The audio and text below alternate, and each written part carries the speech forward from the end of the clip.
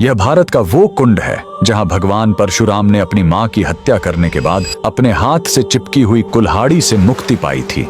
यह कहानी है महान ऋषि जमदग्नि और उनकी पत्नी पतिव्रता रेणुका की। कहते हैं रेणुका हर दिन नदी से कच्चे घड़े में पानी लाती थीं और उनके सतीत्व के बल से वह घड़ा टूटता नहीं था। उनके 5 पुत्र थे जिनमें सबसे छोटे थे विष्णु अवतार परशुराम। एक दिन रेणुका ने नदी में कुछ गंधर्वों स्वर्ग के संगीतकार को जल क्रीड़ा करते देखा। उन्हें देखकर एक पल के लिए उनका मन मोह में पड़ गया और उसी क्षण उनके सतीत्व का बल टूटा और कच्चा घड़ा टूट गया। जब वो आश्रम लौटी तो ऋषि जमदग्नि ने अपने योग बल से जान लिया कि उनका मन भटक गया था। वो इतने क्रोधित हुए कि उन्होंने अपने पुत्रों को आज्ञा दी, अपनी मां का वध कर दो। जब चारों बड़े भाइयों ने मना कर दिया तो क्रोधित पिता ने उन्हें तुरंत पत्थर बन जाने का श्राप दे दिया। इसके बाद परशुराम ने पिता की आज्ञा को अपना धर्म समझा। उन्होंने भारी मन से अपनी कुल्हाड़ी उठाई और अपनी ही मां का सिर धड़ से अलग कर दिया। उनकी आज्ञाकारिता से प्रसन्न होकर जमदग्नि ने वरदान मांगने को कहा। परशुराम ने तुरंत अपनी मां को फिर से जीवित करने और साथ ही पत्थर बन चुके अपने चारों भाइयों को भी मुक्त करने का वर मांग लिया। सब फिर से जीवित हो गए, मानो कुछ हुआ ही ना हो। लेकिन कहानी यहीं खत्म नहीं हुई।